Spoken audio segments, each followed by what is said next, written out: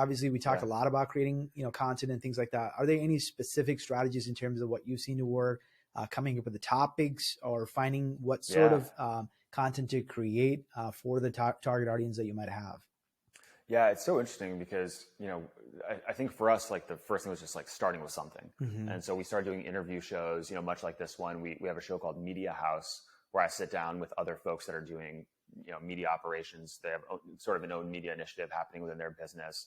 A lot of that was built on like helping educate the category and validate that, hey, I'm not the only one talking about this thing. Mm-hmm. But it was also a great place for me to learn and try to improve as someone who, I mentioned earlier, this doesn't come naturally to me Mm-hmm. to be on camera. And so I'm learning and hopefully getting better, each time I do.